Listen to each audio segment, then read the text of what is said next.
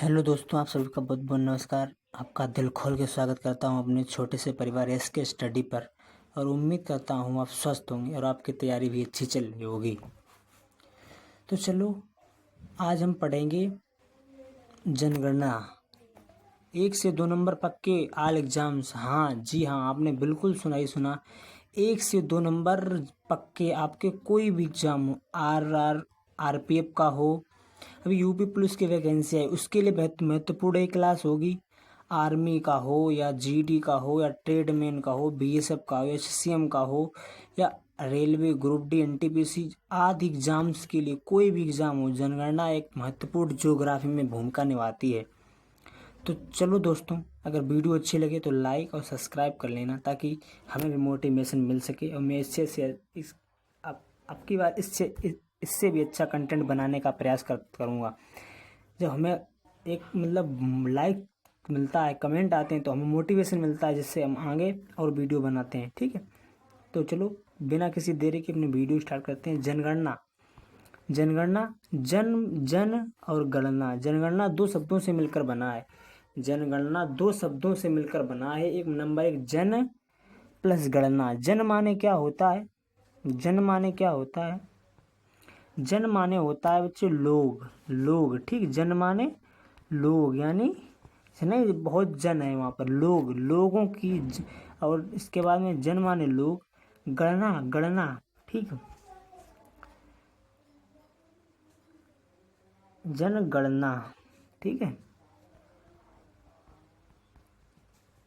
जनगणना, जनगणना यही जनगणना जो है 2 प्रकार से होती है। जनगणना 2 प्रकार से होती है। जीवन स्तर, मकान, आयु और संपत्ति। नंबर एक, ये तो नंबर एक स्तर है कि जनगणना 2 स्तरों में होती है। नंबर एक, जनगणना दो दो स्तरों में होती है। नंबर 1 जीवन स्तर, मकान, आयु और संपत्ति, ठीक है। और नंबर 2 क्या है? नंबर 2 है जनसंख्या जनगणना, जिसको हम आज कवर करेंगे। जनसंख्या 2 स्तरों में होती है, ठीक है। जनसंख्या जनगणना आप जो इसके कवर करेंगे, एक क्लास में आपके सारे कॉन्सेप्ट क्लियर कर देंगे, और इसके बाद में आपको ये कहाँ से लिया गया, कैसा है, ये हर चीज बताएंगे, ठीक है। आगे हर चीज पर डिस्कशन करेंगे, ठीक है। तो चलो अपनी वीडियो को स्टार्ट करते हैं।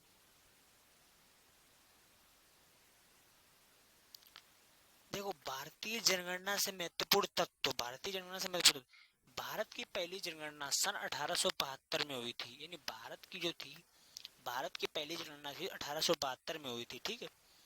विश्व की पहली नियमित रूप से जनगणना, विश्व की पहली नियमित रूप से जनगणना कब हुई थी? 1881 में, ठीक। 1881 में, 1881 में हुई थी। यानी नियमित रूप से जनगणना कब हुई थी, और भारत की पहली जनगणना कब हुई थी? ये इंपॉर्टेंट क्वेश्चन बनते हैं एग्जाम की दृष्टि से। चलो, विश्व में विश्व में सर्वप्रथम जनगणना कराने का श्रेय स्वीडन को जाता है। सर्वप्रथम जनगणना किसने कराई? स्वीडन का। एक स्वीडन एक देश है, क्या है? देश है, ठीक है। स्वीडन क्या है? एक देश है, जिसको जनगणना कराने का श्रेय जाता है, ठीक है। इन्होंने 1700 विश्व में सर्वप्रथम जनगणना कराने का श्रेय स्वीडन को है। 1749 में 1749 में 49 में इन्होंने ही जनगणना शब्द गाड़ा था, ठीक है। और हेनरी बाल्टर को भारतीय जनगणना का पिता कहा जाता है। इंपॉर्टेंट क्वेश्चन बन चुका है, एग्जाम में बन चुका है, SSGD एग्जाम में बन चुका है। हेनरी बाल्टर को भारतीय जनगणना का पिता कहा जाता है। हेनरी बाल्टर को याद करो, हेनरी बाल्टर, हेनरी बाल्टर, हेनरी बाल्टर, हेनरी बाल्टर को भारतीय जनगणना का पिता कहा जाता है। दोस्तों, आपसे एक ही रिक्वेस्ट है कि अगर मेरे इस चैनल को पहली बार आज जुड़े हैं तो सब्सक्राइब जरूर कर लें, ताकि हर एक आने वाले वीडियो, बेल आइकन को प्रेस कर लीजिए, ताकि हर एक आने वाले वीडियो अब तक जल्द से जल्द पहुंच सके, ठीक है। तो जनगणना अनुच्छेद यानी संविधान के हिसाब से ही हर चीज होता है। यानी कॉन्स्टिट्यूशन एक बहुत बड़ा है। यानी हम भारत के लोग, प्रस्तावना में लिखा ना गया, हम भारत के लोग भारत को संपूर्ण संपन्न समाजवादी पंथ निरपेक्ष, तो शब्द जो लिखे गए हैं, शब्द महत्वपूर्ण है। और हमारा संविधान जो था 60 देशों पढ़ा था, हमारे भीमराव डॉक्टर माननीय श्री भीमराव अम्बेडकर ने 60 देशों का संविधान का अध्ययन किया। इसके बाद में 10 देशों से संविधान लिया है। 10 देशों से क्या क्या लिया है, पॉलिटी में वो क्लास आएगी। आयरलैंड से लिए, कनाडा से लिए, संयुक्त राष्ट्र अमेरिका से, रूस से, जापान से, चीन से, इन सब से देश से लिए गए हैं। ठीक है, तो मैं क्लास में आपको कवर करा दूंगा। अभी अभी पढ़ रहे हैं ज्योग्राफी, जनगणना, जिसमें एक भी क्वेश्चन एग्जाम से बाहर नहीं जाएगा, मैं गारंटी के साथ कह सकता हूँ। देखिए, जनगणना अनुच्छेद आर्टिकल 246 के अंतर्गत संघ सूची का विषय है। अभी संघ सूची क्या होती है? देखिए, संघ सूची क्या होती है कि भारत के कॉन्स्टिट्यूशन में 12 अनुसूचियां हैं। 7वीं अनुसूची में एक प्रमुख, 7वीं अनुसूची के अंतर्गत 3 अनुसूचियां हैं। कौन सी? देखिए, कॉन्स्टिट्यूशन में 12 अनुसूची, 22 भाग हैं और प्रेजेंट टाइम में 25 भाग कॉन्स्टिट्यूशन अमेंडमेंट हुए, उसके 25 भाग बन चुके हैं। और अनुच्छेद 495 350 के करीब हैं, क्लियर नहीं है, मतलब कोई 450 बताया जाता है सबको, कोई टीचर बताएगा 450 ही बताएगा। ठीक है, तो ये संघ सूची का विषय। संघ सूची क्या होती है? संघ सूची यानी देखिए बताया कि कॉन्स्टिट्यूशन में 12 अनुसूचियां होती हैं। कॉन्स्टिट्यूशन में 12 अनुसूचियां होती हैं, 12 अनुसूची होती हैं। ठीक है, अनुसूची कितनी होती है? 12 अनुसूची होती हैं, अनुसूची है प्रेजेंट टाइम में। ठीक, इसमें 7वीं अनुसूची में 3 अनुसूचियां का वर्णन किया गया है। 3 अनुसूचियों का वर्णन किया गया है। कौन कौन सी अनुसूचियों में वर्णन किया गया है? 7वीं अनुसूची में 3 अनुसूची का वर्णन किया गया है।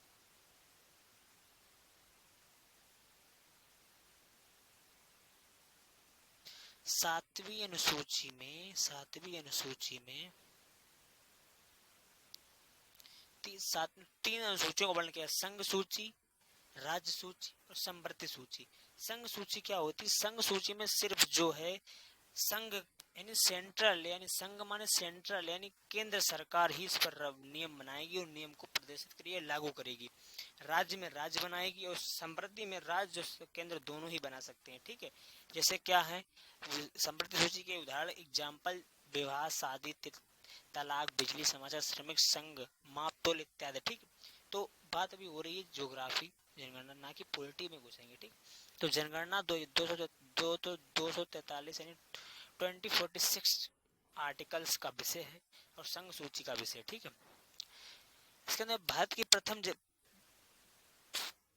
स्वतंत्र भारत की जनगणना 1951 में यानी 1991 में हुई थी। प्रथम स्वतंत्र भारत की जनगणना कब हुई थी? 1941। बहुत बार क्वेश्चन पूछा गया, इंपोर्टेंट मार्क करना है। 1991 में स्वतंत्र भारत की पहली जनगणना हुई थी। स्वतंत्र भारत के प्रथम register general in sessions commission R Shri Gopalachari थे। आर श्री गोपालचारी, इंपोर्टेंट नाम याद रखने योग्य। ठीक है, इसका सबसे उच्च अधिकारी registered of general census commissioner of the India. ठीक है, तो सीएम चंद्रमौली को 2011 की जनगणना जो हुई थी, इसमें आयुक्त कौन थे? सीएम चंद्रमौली थे। 2011 की जनगणना हुई थी, उसमें आयुक्त कौन थे? अभी 10 साल में जनगणना की जाती है।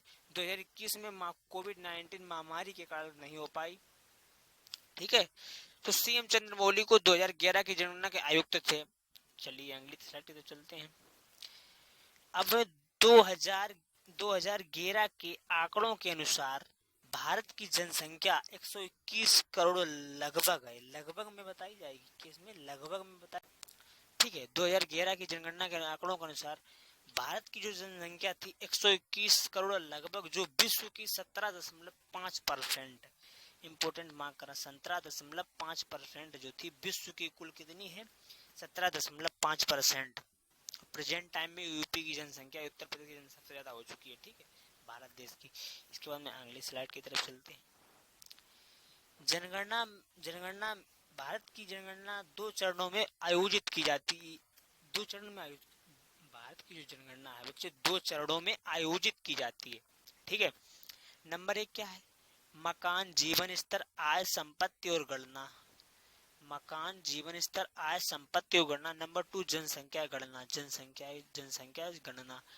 2011 की जनगणना में 29 प्रश्न पूछे गए थे। कितने? 29 प्रश्न, ये क्वेश्चन आया है, ठीक है, 29 प्रश्न पूछे गए थे। चलो अगली स्लाइड तो चलते हैं।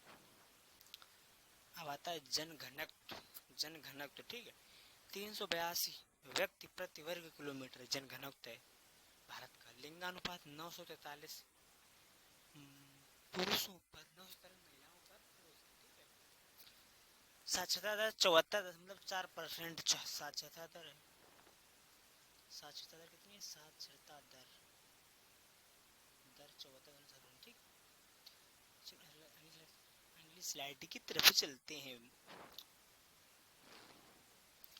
चलिए देखते हैं कि अधिकतम जनसंख्या घनत्व तो राज्य कौन सा? अधिकतम जनसंख्या घनत्व में राज्य कौन सा है? बिहार है। कौन सा है? बिहार है।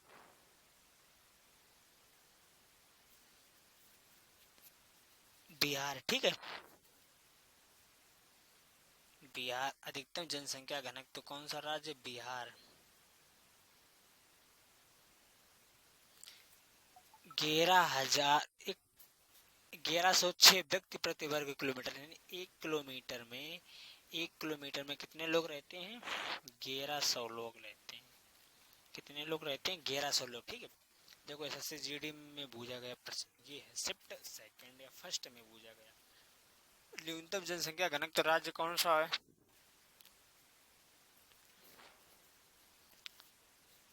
ये न्यूनतम जहां है, न्यूनतम कौन सा है?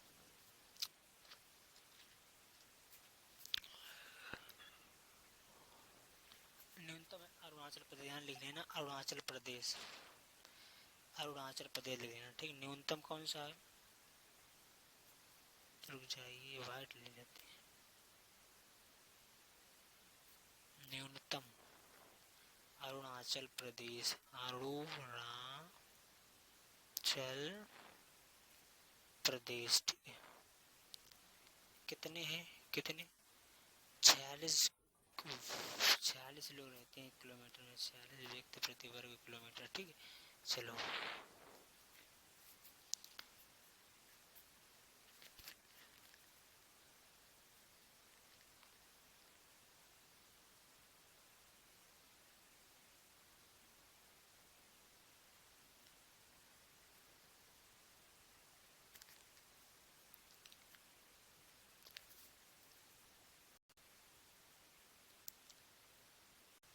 अब बात करते हैं यूनियन टेरिटरी यानी केंद्र शासित प्रदेश। सर्वाधिक जनसंख्या घनत्व वाला प्रदेश दिल्ली, 11,320, 11,320 1 किलोमीटर में इतने लोग यहाँ विराजमान या स्तंभित है, ठीक है। 1 किलोमीटर में कितने लोग रहते हैं यहाँ? 1 किलोमीटर में इतने लोग यहाँ रहते हैं। कितने लोग? 1 किलोमीटर में 11,320 व्यक्ति प्रति वर्ग किलोमीटर 1 किलोमीटर में, ठीक है। और जो न्यूनतम जनसंख्या घनत्व वाला अंडमान निकोबार एवं द्वीप समूह 46 व्यक्ति प्रति वर्ग किलोमीटर, ठीक है। अधिकतम लिंगानुपात सेक्स रेशियो जिसे कहते हैं, सेक्स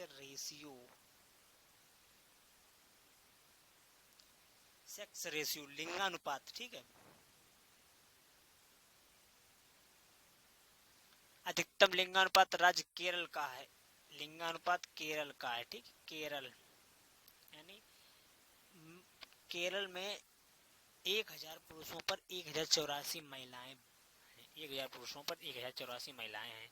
और न्यूनतम है हरियाणा का 889 महिलाएं हैं 1000 पुरुषों पर, ठीक है। सेक्स रेशियो हमेशा महिलाओं पर ही होता है, ठीक है, याद रखने योग्य बात है। अब आता है यूनियन टेरिटरी में लिंगानुपात। न्यूनतम लिंगानुपात केंद्र शासित प्रदेश में किसका है? दमन द्वीप का 618 है, ठीक है। 618, रुक जाइए थोड़ी मिस्टेक है हुई, ठीक है। सर्वाधिक न्यूनतम लिंगानुपात किसका है? दमनदीप का है, दमनदीप का 618, ठीक है 618, 618 लिखा, 618 दमनदीप। न्यूनतम लिंगानुपात केंद्र शासित दमनदीप। अधिकतम सर्वाधिक किसका है, सर्वाधिक किसका है, सर्वाधिक है पुडुचेरी का, 1037 महिलाएं हैं 1000 पुरुषों पर, ठीक है। अब आती है कि जनसंख्या 2011 की अनुसार प्रारंभिक बाल्यावस्था 1 से 6 तक अनुपात 919 था। रटा पड़ा है आपका, इम्पोर्टेंट एग्जाम में आता है ये, ठीक, रटना अनिवार्य है। अब बात करते हैं साक्षरता दर। साक्षरता दर क्या होती है, साक्षरता दर यानी 7 या इससे ऊपर की आयु के व्यक्ति, 7 वर्ष या से अधिक 7 वर्ष या से अधिक व्यक्ति जो किसी भाषा को पढ़ या लिख सकते हैं, किसी भाषा को पढ़ या लिख सकते हैं, साक्षर कहलाते हैं, ठीक है। तो देखते हैं साक्षर।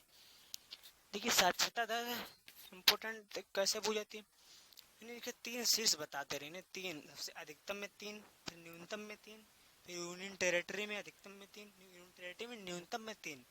यानी इससे कि ये एग्जाम में कितना भी मॉडरेट पेपर बनेगा, इससे अच्छा, इससे हाई लेवल का पेपर कभी नहीं बनता है, ठीक है। तो ठीक है चलो, तो देखते हैं भैया क्या है क्या नहीं है। अधिकतम लिंगानुपात साक्षरता दर, अधिकतम साक्षरता दर किसकी है, 3 शीर्ष है। नंबर 1 पर तो केरल है साक्षरता दर के, नंबर 1 पर तो केरल है, नंबर 2 पर मिजोरम है और नंबर 3 पर गोवा है। तो केरल की 94% है, 94% लोग पढ़े लिखे हैं, 6% अनपढ़ है, ठीक। और मिजोरम की 91.3% है, मिजोरम की 91.3% है। और गोवा की कितनी है, और गोवा की 88.7%, गोवा की 88.7%। अब न्यूनतम में 3 शीर्ष देख लेते हैं, न्यूनतम में 3 शीर्ष देख लेते हैं,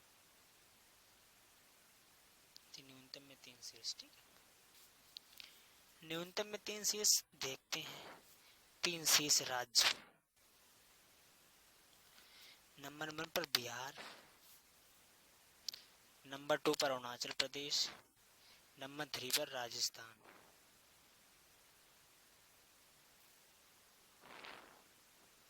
देखिए नंबर 1 पर हमने सबसे कम साक्षरता दर वाला कौन सा राज्य है, बिहार, 61%, 61.8%, 61.8%, ठीक है 61.8%,